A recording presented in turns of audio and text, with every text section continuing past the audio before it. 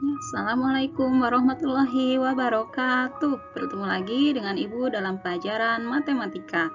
Oke, dalam pertemuan kali ini kita akan membahas tentang fungsi kuadrat. Nah, kalau di buku materi fungsi kuadrat ini ada di semester kedua ya. Tapi karena kita sekarang mengikuti modul pembelajaran PJJ yang sudah diberikan oleh Kemendikbud, jadinya nah fungsi kuadrat ini kita bahas di semester 1. Oke, sebelum kita memulai pembelajaran hari ini, kita bacakan basmalah dulu bersama-sama. Bismillahirrohmanirrohim. Oke, sebelum kita lanjut ke pokok materi, Ibu jelaskan dulu tentang kompetensi dasar dari bab 3 ini. Yang pertama yaitu menjelaskan fungsi kuadrat dengan menggunakan tabel, persamaan, dan grafik. Yang kedua itu menjelaskan hubungan antara koefisien dan diskriminan fungsi kuadrat dengan grafiknya. Yang ketiga, menyajikan fungsi kuadrat menggunakan tabel, persamaan, dan grafik. Dan yang keempat, menyajikan dan menyelesaikan masalah kontekstual dengan menggunakan sifat-sifat fungsi kuadrat. Nah, adapun tujuan dari pembelajaran dari bab 3 ini yaitu agar siswa dapat mengenali pengertian fungsi kuadrat dan grafik fungsi kuadrat. Kemudian agar siswa juga dapat menggambar grafik fungsi kuadrat menggunakan tabel dan sifat grafik. Kemudian membentuk persamaan fungsi kuadrat. Dan yang terakhir adalah menerapkan persamaan fungsi kuadrat dalam kehidupan sehari-hari.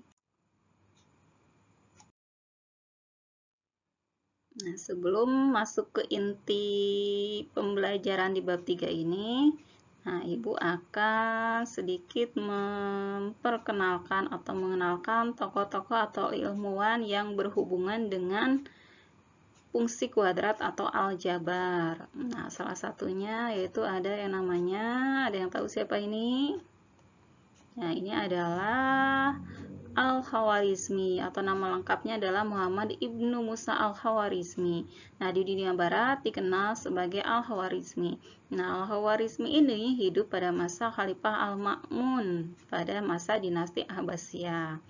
Nah, karya pertama dari Al-Khawarizmi ini adalah Al-Jabar, yaitu sebuah buku yang membahas solusi sistematik dari linier dan notasi kuadrat. Nah, kemudian Al-Khawarizmi juga ini yang mengembangkan tabel sinus, kosinus, dan trigonometri. Nah, karena karyanya ini, maka Al-Khawarizmi ini disebut Bapak Aljabar. Nah, Al-Khawarizmi juga menjelaskan kegunaan angka-angka termasuk angka 0. Nah, Al-Khawarizmi ini salah satu ilmuwan muslim yang paling terkenal.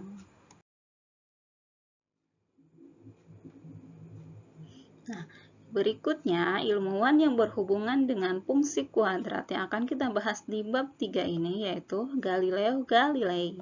Nah, Galileo Galilei ini dilahirkan di Pisa. Nah, Galileo Galilei ini adalah ilmuwan Eropa yang pertama kali menekankan pentingnya eksperimen dan pengamatan serta perhitungan yang cermat dalam menarik kesimpulan atas fenomena pengetahuan. Nah, Galileo Galilei ini adalah yang pertama kali menemukan teleskop. Nah, beliau juga terkenal sebagai filsuf, ahli fisika, bapak ilmu pengetahuan, bapak sains modern, bapak astronomi observasional. Nah, beliau ini terkenal dengan teorinya yang mengatakan bahwa matahari adalah sebagai pusat tata surya. Nah, kemudian Galileo Galilei ini juga yang menemukan hukum parabola. Nah, dia membuktikan bahwa komponen-komponen horizontal dan vertikal dari gerak peluru ini akan bergabung menghasilkan lintasan parabola.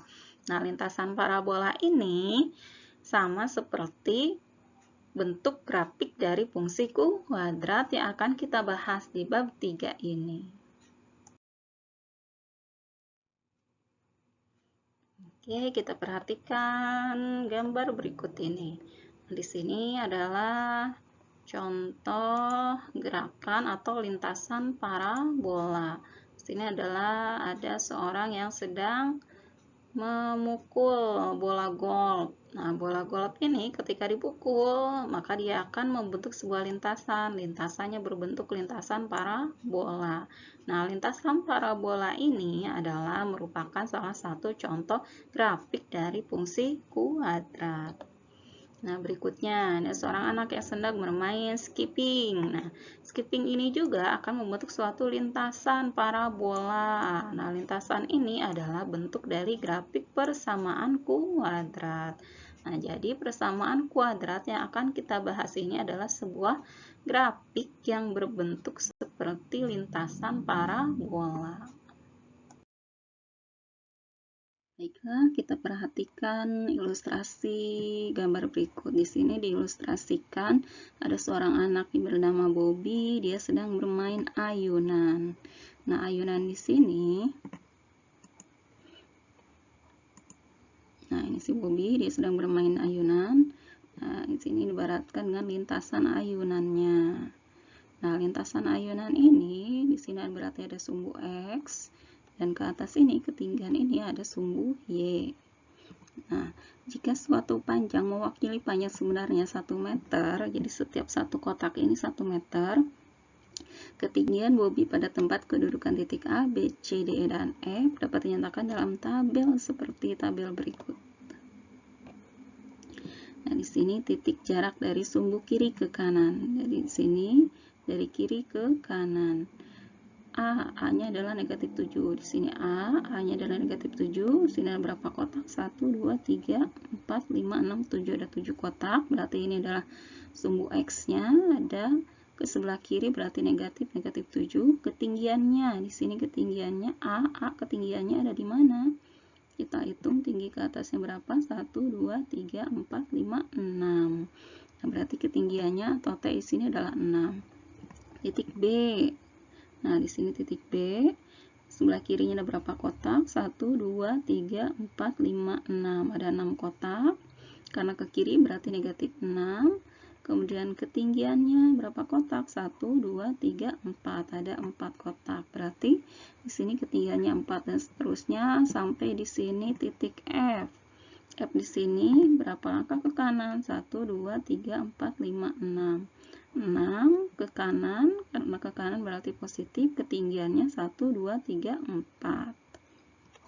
Nah, jika dinyatakan dalam koordinat kartesius, maka A ini berada pada posisi negatif 7,6, B-nya negatif 6,4, C-nya negatif 3,2, dan D di sini berarti ada pada titik koordinat 0,1, dan E-nya adalah di titik 3,2, dan F-nya adalah 6,4.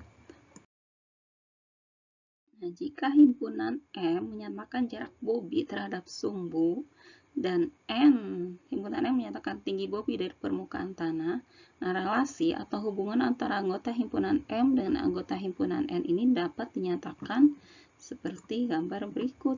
Di sini ada relasi atau hubungan, ini pernah dipelajari ya, waktu di kelas 7 atau 8 ya, sudah mempelajari tentang relasi atau himpunan. Nah, di sini kita hubungkan di sumbu X-nya atau himpunan M-nya. Di sini tadi di tabel yang tadi sudah ada ya, ada yang 7, 6, negatif 3, 0, negatif 3 sama 6. Kemudian di N-nya atau di sumbu X-nya atau ketinggiannya ada 6, 4, 2, 1, 2, dan 4. Nah, berarti himpunan M dan himpunan N. Nah, hubungan ini bisa dinyatakan dalam relasi fungsi f(x). Nah, relasi f(x) inilah yang akan nanti berhubungan dengan fungsi kuadrat. Oke, baiklah. Sekarang kita masuk ke pokok pembahasan di bab 3 ini, yaitu tentang bentuk umum fungsi kuadrat. Nah, fungsi. Apa itu fungsi? Ada yang masih ingat dengan pelajaran di kelas 8? Nah, ya, fungsi ini adalah suatu relasi yang menghubungkan antara domain atau daerah asal dengan daerah hasil atau disebut dengan kodomain. Nah, dalam fungsi kuadrat ini, domain itu biasa disimbolkan dengan variabel X. Dan kodomain atau daerah hasil ini biasa disimbolkan dengan Y atau sama dengan Fx.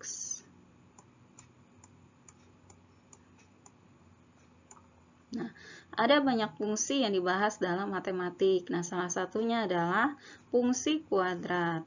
Nah, artinya relasi yang digunakan adalah berbentuk kuadrat. Nah, berikut adalah bentuk umum dari fungsi kuadrat, yaitu fx sama dengan ax ditambah bx ditambah c, atau sama aja dengan ax kuadrat ditambah bx ditambah c, di mana a, b, dan c adalah anggota bilangan real, dan a tidak boleh sama dengan 0. X merupakan daerah asal atau daerah kodomain, dan fx adalah daerah hasil atau daerah bayangan atau juga disebut dengan kodomain. Oke, untuk lebih jelasnya kita perhatikan contoh berikut. Contoh yang pertama, untuk fungsi fx sama dengan 15 ditambah 4x dikurangi x kuadrat, tentukan nilai fx jika x-nya sama dengan 3 dan b-nya bayangan dari negatif 2 oleh f. Bagian yang A, fx sama dengan 15 ditambah 4x dikurangi x kuadrat. Di sini jika x sama dengan 3, berarti setiap nilai x di sini kita gantikan dengan 3. Nah, x-nya gantikan dengan 3. Yang 3x di sini juga digantikan 3, x yang di sini juga digantikan dengan 3. Kita jom hitung, 15 tinggal diturunkan, 4 dikali 3 12, 3 pangkat 2 9. 15 ditambah 12 hasilnya 27, 27 dikurangi 9 adalah 18. Nah, jadi jika x-nya 3, maka nilai fx adalah 18. Lanjut ke bagian B. Nah, bayangan dari negatif 2 dapat ditulis f negatif 2. Berarti di sini setiap x kita gantikan dengan negatif 2. 15 ditambah 4x. X-nya kita ganti dengan negatif 2, jadi 4 dikali negatif 2. X kuadratnya berarti negatif 2 kuadrat. Hasilnya turunkan 15, 4 dikali negatif 2 negatif 8, negatif 2 kuadrat, hasilnya 4, di sini negatif. Jumlahkan hasilnya 15 dikurangi 8, 7, 7 dikurangi 4 adalah 3. Jadi bayangan dari negatif 2 adalah 3.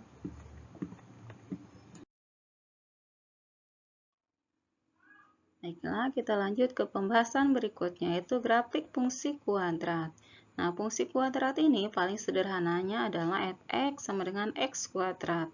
Nah, berikut ada contoh dari beberapa pasangan berurutan dari x, fx. Sini contohnya, x-nya adalah antara negatif 4 sampai dengan 4. Maka x kuadratnya di sini tinggal dikuadratkan. Di sini x, bagian atas itu adalah kolom untuk nilai x. Nah, yang kedua adalah kolom untuk x kuadrat. Maka x yang ada di atas ini tinggal dikuadratkan. Negatif 4 dikuadratkan hasilnya 16. Negatif 3 dikuadratkan hasilnya 9.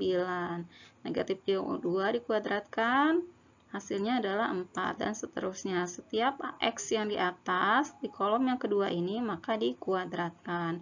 Kemudian kita pasangkan antara x dan fx. Sini x, di sini adalah fx-nya. Kita pasangkan. Tinggal dipasangkan berarti negatif 4,16. Kita pasangkan negatif 3,9. Negatif 2 dan 4. Kemudian negatif 1,1 dan seterusnya.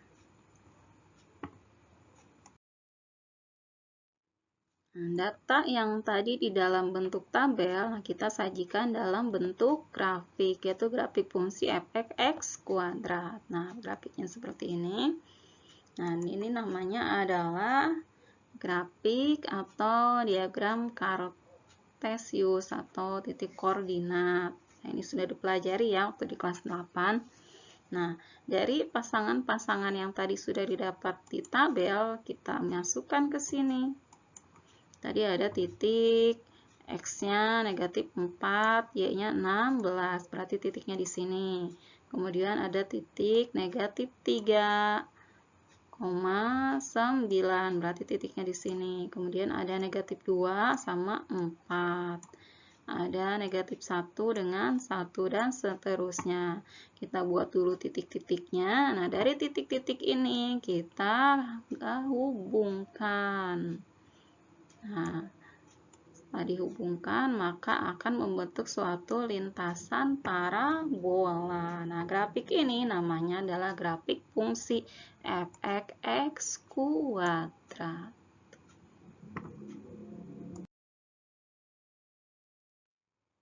Nah, berikutnya adalah grafik fungsi f(x) kuadrat ditambah p. Nah, kalau yang tadi, yang pertama itu adalah grafik fungsi f(x) kuadrat. Nah, sekarang ada tambahannya. Di sini ada x-nya ditambah dengan p. Nah, misal di sini f(x) kuadrat ditambah 1, berarti p-nya di sini adalah 1. Kemudian ada x kuadrat dikurangi 3, berarti p-nya di sini adalah negatif 3. Nah, kita masukkan ke tabelnya. Di sini ada 2 fx. Ada fx kuadrat ditambah 1 sama x kuadrat dikurangi 3. Kita simpan x-nya di sini. X-nya masih sama seperti yang tabel pertama tadi, yaitu dari negatif 4 sampai positif 4. X kuadratnya masih di tabel yang tadi. Nah, x kuadrat ditambah 1 tinggal dijumlahkan. Nah, x kuadratnya tadi adalah 16, 16 ditambah 1 hasilnya 17. Kemudian 9 ditambah 1 hasilnya adalah 10. 4 ditambah 1 hasilnya 5. 1 ditambah 1 hasilnya 2 dan seterusnya.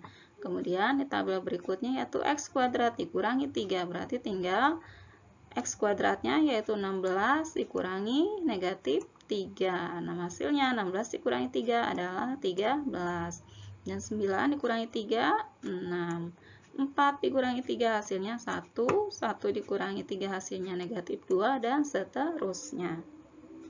Jadi hanya tinggal memasukkan x kuadratnya, kemudian x kuadrat ditambah 1, x kuadrat dikurangi 3. Nah, dari tabel yang sudah kita dapat tadi, kita sajikan dalam bentuk grafik, yaitu grafik f(x) x kuadrat ditambah p. Nah, grafiknya seperti ini. Tadi ada 3 bentuk persamaan. Ada yang fx x kuadrat, kemudian ada fx x kuadrat ditambah 1, dan fx x kuadrat dikurangi 3. Caranya sama seperti yang tadi ya. Tinggal kita hubungkan titik antara masing-masing pasangan f dan x dan fx. Tadi yang x kuadratnya dari negatif 3 sama 9. Nah, kita hubungkan juga titik di sini. Ada titik. Di sini ada titik negatif 3 dan 10. Kemudian ada titik negatif 2 dan 5. Kemudian ada titik negatif 1 dan 2. Dan selanjutnya, sebelum membuat grafik ini dibuat dulu titik-titiknya ya. Nah, nanti dari titik-titik tersebut kita buat membentuk kurva atau lintasan parabola. Nah, sama untuk yang x kuadrat dikurangi 3, kita hubungkan, kita buat dulu titik-titiknya. Setelah titik-titiknya semuanya ada, baru kita hubungkan antara titiknya sampai membentuk suatu lintasan parabola. Nah, ini adalah perbandingan dari 3 persamaan yang sudah tadi disajikan dalam bentuk tabel. Nah, dari tabel kita ubah ke dalam bentuk grafik, maka hasilnya adalah seperti ini. Nah, untuk x kuadrat di sini, grafiknya pas di sini ya, ada di titik 0. Nah, ketika x kuadratnya ditambah 1, dia akan naik satu satuan ke atas. Nah, ketika x kuadratnya dikurangi 3, dia akan grafiknya menurun ke bawah, yaitu menurun 3 satuan. Nah, dari 3 grafik yang sudah kita bahas tadi dapat diambil kesimpulan sebagai berikut. Nah, yang pertama, grafik fungsi f(x) x kuadrat ditambah p ini dapat diperoleh dari grafik fungsi f(x) kuadrat digeser vertikal sejauh p satuan. Nah, kalau tadi yang contohnya p-nya itu adalah 1. Nah, ketika digeser sejauh P, maka dia akan grafiknya itu akan menggeser sejauh 1 satuan. Nah, kemudian yang kedua, koordinat titik balik minimum gratis fx kuadrat ditambah P adalah 0, P. Nah, jadi titik minimum itu titik yang paling bawah ya, di puncaknya. Dasarnya, di paling dasarnya itu adalah 0, P. Jadi X-nya itu pasti 0. Nah, P-nya kalau di contoh yang tadi berarti 1, berarti titik minimumnya itu adalah 0,1. Nah, P ini adalah nilai minimum fungsi. Nah, dari contoh yang tadi, P yang X kuadrat ditambah 1 berarti nilai minimumnya yaitu 1. Kemudian nilai minimum fx, X ditambah P kuadrat adalah 0. Nah, jika ada persamaannya dikuadratkan seperti ini, maka nilai minimumnya itu adalah 0. Dan koordinat titik balik fungsi fx, X kuadrat ditambah P dikuadratkan itu adalah negatif P, 0. Nah, kalau yang X kuadrat ditambah P, titik minimumnya itu adalah 0, P. Nah, kalau yang bentuknya dikuadratkan seperti ini, nah koordinat titik baliknya itu menjadi negatif P, 0. Nah, biar lebih paham, kita lihat contoh berikut. Nah, untuk fungsi-fungsi berikut, tentukan nilai minimum dan koordinat titik balik pada grafik fungsinya. Kita bahas satu-satu. Yang bagian A, nilai minimum dari fungsi fx, X kuadrat dikurangi 4. Nah, maka nilai minimumnya itu adalah yang P-nya. Nah, P-nya itu berarti di sini adalah negatif 4. Jadi nilai minimum dari persamaan fx, X kuadrat dikurangi 4 itu adalah negatif 4. Nah, kemudian koordinat titik balik minimum dari grafik fungsi fx, X kuadrat dikurangi 4. Nah, tadi kan bentuknya pasangannya itu menjadi 0, P. Nah, karena di sini P-nya negatif 4, berarti jadinya 0, negatif 4. Nah, berarti dari persamaan fx kuadrat dikurangi 4, maka nilai minimumnya adalah negatif 4, dan koordinat titik balik minimumnya adalah 0, negatif 4. Contoh yang kedua, fx, X ditambah 6 kuadrat. Nah, nilai minimum dari fungsi fx, X kuadrat, X ditambah 6 kuadrat itu adalah 0, sesuai dengan hasil kesimpulan yang tadi ya. Kemudian koordinat titik baliknya, yaitu negatif P, 0. Nah, di sini P-nya berarti adalah 6. Berarti titik balik minimumnya itu negatif 6,0. Gampang ya, ini mah nggak perlu dihitung. Tinggal dihafalkan ketentuannya, tinggal dicari di sini. P-nya berapa? Yang tadi titik minimum itu P, berarti di sini P-nya negatif 4.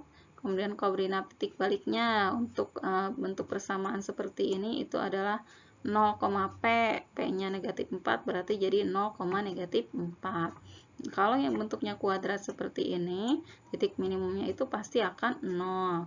Dan titik baliknya itu adalah negatif P, 0. Nah, karena P-nya di sini 6, berarti jadi negatif 6,0.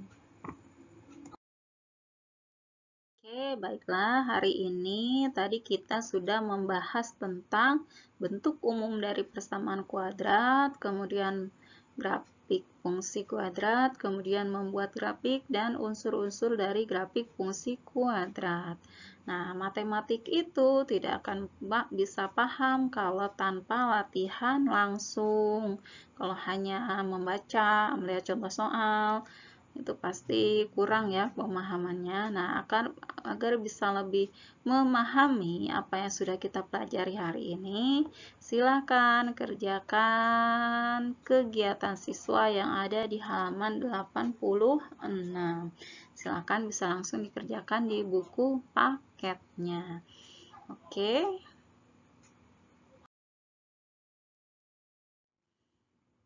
Baiklah, materi untuk hari ini cukup sampai di sini.